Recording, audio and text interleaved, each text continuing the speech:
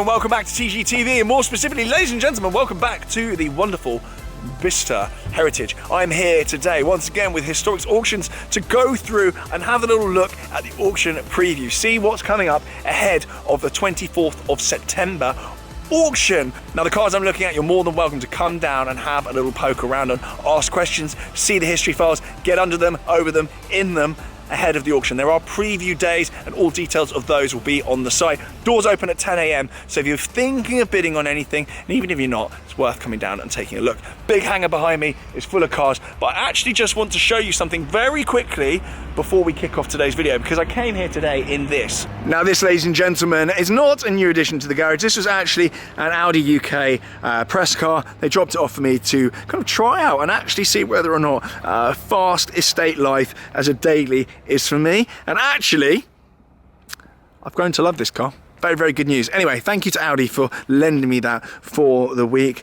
I've got a confession though, I have had it in efficiency mode a lot of the time because I'm being a bit of a granddad at the moment. But anyway, wonderful, wonderful car, high spec.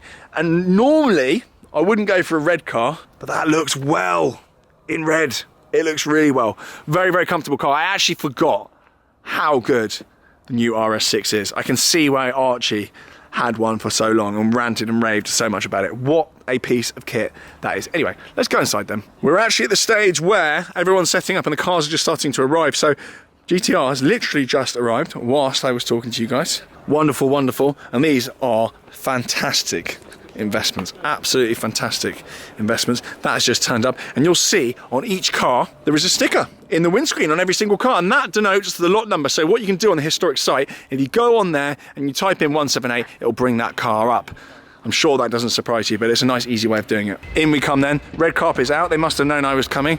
So we're not going to go round all 160 cars because no one's got the attention span for that, me included. We've got some very, very nice bits here. We've got yellow 360 chaos.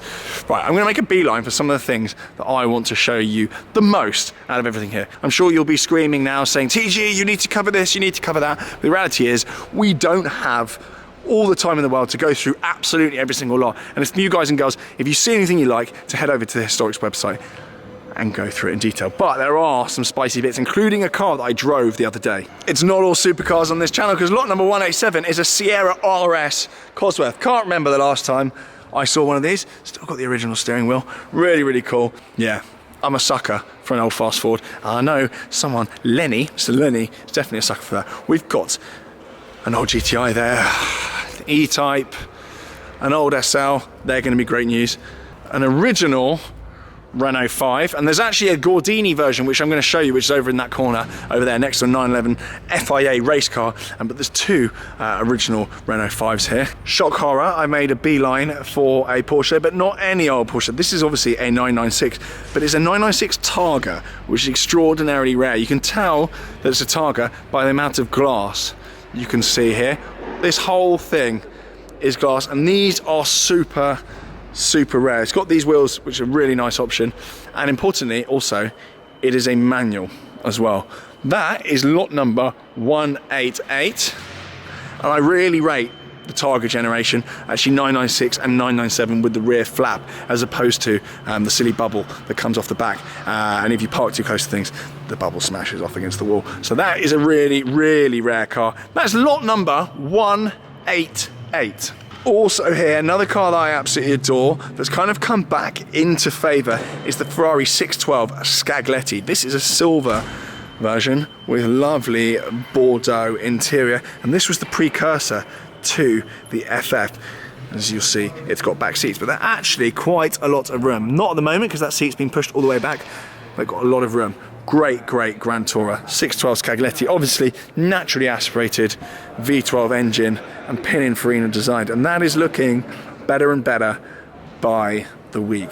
Adore the 612, and I definitely should have picked one up when they got down to not much. And obviously the previous owner has updated the infotainment system in there as well, so you've probably got CarPlay in there. Chaos. Also here is a car that some of you will recognise, having been built by Ansted. It is a Kevlar bodied coach built car basically. It's Barchetta. If you know about this car, then you won't need me waffling on about it, but it's lot number 221, and safe to say there isn't another one of those in the UK. I don't think I think that's probably pretty much it. And if you're after something that's completely unique, that is it. But that is a very, very pretty car. Another car potentially on the menu for me down the line at some point. I am eyeing up another F12, and there is an F12 over there we'll go and see in a second. But it's a 599 GTB. This one looks particularly well in Grigio. I want to say Grigio Silverstone, but it might not be. It's got the carbon fibre racing seats in there, F1 box, carbon interior, and that's good. That's very, very good. Very highly optioned car, and I do like the 599. I really like it. Those are looking fantastic, and they are stonking value for money now. It's a late 2006 car, so it's actually the same age as my Murcielago, and that is lot number 198. It's actually interesting looking around all these cars, because at the moment I'm not in a car buying mood. I'm actually drawing breath, as some of you will have seen in my previous video with my Murcielago. So it's quite nice just looking around and not thinking, oh, I might bid on that, I might bid on that. Actually being able to pontificate and think about things properly, rather than just getting my card out at any available opportunity and getting car finance out. So lot number 198. Someone will snaffle that up and get an absolute deal, but at the moment I can't spend any money on any cars. I'm gonna go into why at some point in the near future. Now, speaking of not spending any money on cars in the near future, but in the distant future, I would like to add an SLR to my collection. I adore these. I actually drove this particular car the other day. It's stonking. It's absolutely stonking, and I think they are such good value for low 200s, which is what you can just about get them for at the moment. That is a hell of a car. That's not even that much more than an SLS. A nice SLS will cost you around 200 grand now.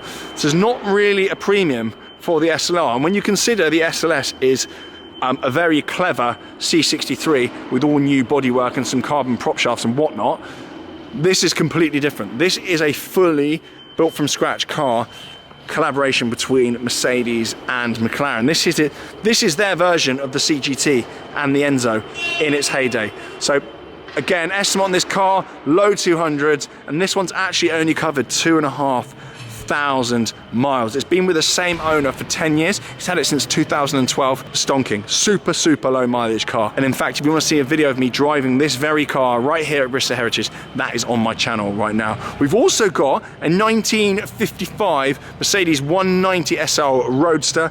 This has been fully recommissioned, completely restored. The interior has even been done by D-Class, who to my mind are the best in the game, and actually the guys that do all the MSO work for the SLR, the SLR program that's now come up with MSO. D-Class are the guys that do it. So it's actually quite cool having these two together. They've done the interior on this, the coachwork stuff's been done. It's unbelievable, the work on this car. And as you can see, the roof is there as well. Great level of craftsmanship that's gone into this car, and you have to come down and poke around. But again, I don't think I can stretch to 190 SL money, but I would like a Pagoda. There is a classic Merc shaped hole in my garage that at some point, once I get across this next hurdle that I've got, I would like to get into classic Mercedes ownership. It's actually really cool having these two cars together. They're both icons of Mercedes history, and I think both long term will be very good news. We've also here got a Ferrari F12. Now this is lot number 211. It actually comes with this private plate. The F12 doesn't really need any introduction. I've had two of them. I love them so much. And I'm actually at the point where I'm eyeing up a third. This is obviously in Rosso Corsa, I believe, but you can't really argue with a red F12. That is just absolutely beautiful. And I've started to see F12s rising in demand. People are after F12s now. They finally got the memo that this is the last front-engined, naturally aspirated, two-seater Ferrari that's going to be built with Pininfarina. It's great, and actually very low production numbers on these. I think in the UK there are roughly the same amount of these as there are Speciales, potentially less. Don't quote me on that, but it's definitely in the low hundreds, which is not much at all things considered. And a lot of these got binned as well because they are a bit of a handful, so a lot of these did get written off. I love F12s. I'm on the hunt potentially in about 6 months time to buy another one, maybe even 3 months if I can get a wiggle on this other thing that I am doing, which I'm remaining tight-lipped about, but very cool. That's lot number 211. Coming across then, we've got a rather nice E-Type, Citroen DS, I believe. These are pimping. These are absolutely wonderful. Yeah, DS21, world renowned as being a pioneer in a number of different ways, not least because of the very clever suspension that these things have. I think these look so cool, and it is a French icon. That is unbelievable. That is wonderful. Imagine just wafting around France in that. Fantastic. Wafting around anywhere for that matter. Anyway, speaking of French, we've got an original Renault 5 Gordini here. That is the first one I've ever seen in the metal, and it's pretty much pristine inside and out. Look at that, absolute mayhem. Right-hand drive, wonderful, absolutely wonderful. It was before even the turbo, so it's called the G5, Renault 5 Gordini, and even look at those little wheels just tucked into the arches there. That is cool. That is super, super cool. Next to it then, we've got a 911E from 1969. This is actually an FIA approved race car, but not only that, it's also road legal. So you'll see there, you actually got a spare engine with it. So you've got the road engine, which is matching numbers. The car is fully restored and converted to FI level spec by the renowned Steve Monk, who builds these things. You've also got a race engine as well. So if you're looking to get into a bit of historic racing and have a laugh on the weekend in an incredible old 911, this is a very good bet. And actually, if you wanted to build one of these things, it would cost you well into six figures. Well into six figures. The estimate on this car, I think, is 65 to 85,000 pounds. So that is not a lot of money considering what you get and the amount of fun you can have. I'm sorely tempted by something like this as well. I'm not much of a track guy, but I think old cars like this would be where I got into track driving. The modern stuff just gets far too out of hand. Doing 200 miles an hour as a billy is not much fun, but doing sort of 80, 90 miles an hour as a billy is slightly more manageable. So very, very cool. As I say, that is your spare engine there as well. All part of the sale of course, including UK V5C registration document ready to roll. Another rare car that I actually adore is the 147 GTA. Now this has obviously got the 3.2 litre V6 in it. And again, I can't remember the last time I actually saw one of these in the metal. That is stonking. They sound amazing. And if alpha ownership is for you, I'd get in the mix with one of these. Lot number 129. Do excuse the noise and hubbub. We've got gentlemen going up there, up the wall. Such a cool location. Over in the corner here, I just wanted to show you this. This is a G500 that has been owned by none other than Eric Clapton. That is lot number 152. It's got a wooden steering wheel on it. It's just rich, isn't it? Tinted windows from Sir Eric Clapton. Forgot to call him Sir Eric Clapton there. I think he's a Sir anyway. And that was his G500. Sick. So cool. Such an icon. Next to it as well is actually a car that's got tenuous royal links. This very car was included in Netflix series The Crown. So tenuous royal link. Then the Queen hasn't actually sat in it, but in Netflix terms, the Queen has. So that car is actually featured on the programme. I'm sure as part of the history file, there is proof of that. There's probably like a screen recording or a screenshot or something. But yeah, very cool old Daimler. Very nice 3 litre Carrera here. Blacked out right-hand drive, impact bumpers. I think that is same age as mine, give or take. G50 box, I believe. Very nice car, and that actually does look good with black wheels on it. That is lot number 172. You can't argue with that. Also here is a car that I recognise from Rint Vehicle Design. In fact, I've just seen Brian here. This is their GT4 recreation, if you like. That car is here. Many of you will remember this car from my videos a little while back at Rint. That's actually a very cost-effective way into GT4 ownership, but without the expensive bills or insurance premiums. This also is a very pretty car. It's an original Range Rover. It's a 3-door and has been fully restored. I actually saw this driving in and I thought that is wonderful. The cost to restore this car is less than what the estimate is. So you really can pick up some amazing deals at these auctions. It's a right-hand drive car and it just presents absolutely perfectly. It's pretty much brand new. I've got a hankering for one of these, but I've just got to stop being an idiot for a little while. The door's not open, but it's like new in there. It's like new. Estimate on this car is roughly £70,000, and if you bought one of these and restored it yourself, it would be way more than that. We've got more cars arriving by the second. We've also got some motorbikes here as well. And if we come out here, that's not in the auction. We've got a 328 GTS here out in the car park, as you do. That is really nice.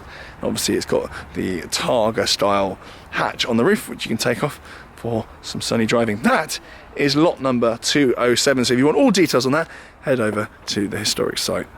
Coming back inside then, this is where all the action is going to happen this weekend. The 24th is auction day. We've actually got a 911E Targa there, left-hand drive, fully restored, wonderful stuff. That is lot number 179. So if you're in, that is so beautiful, wow. And if that wasn't enough for you, we've also got another Targa here as well. Slightly different vibe, bit of a backdate vibe this one. Right hand drive, but very tastefully done. Look at that dark blue dash with a checkered seat. Very nice indeed. Again, a Targa, but this is a 3 litre in this car. So this is a backdate, whereas the other one I don't think is. Take your pick here at Historics Auctions. So if you do fancy a little bid, you do have to register ahead of the auction, which I've actually done. I bid on a Zagato quite a little while ago now, but you have to register to bid. And Miss Vicky Butler Henderson will be doing the banging of the gable. Is it the gable? The little hammer thing should be up there, banging away. She's got her auctioneer's license and she'll be doing that on Saturday. So welcome to come down and join that, but you do need to register to bid. For now then, that is all we've got time for. There are loads of other lots here, including a Lamborghini Espada, casually there, a classic Mini, all the rest of it. There are so many things here to go through, so I'll leave the link to the full auction catalogue below. And as always, and you do this because I've had loads of followers doing this in the past, if you do bid on anything and win anything, please do keep me posted with what you've gone for. And actually, I sometimes now see out and about at car shows, at meets, some of the cars that I filmed here at Historics. Very cool. For now then, there we go. We've got Vicky doing some Instagram stuff behind us. Thank you very much for watching. Hopefully you enjoyed this little run around video. I've actually come to love these videos, doing the auction previews, because you never know what you might find here at Historics. For now, I will leave you all in peace, and I'll see you all very soon. And if you haven't yet, check out my SLR video, because I've actually driven it around on the track out here. My first time ever in an SLR. See you guys, bye.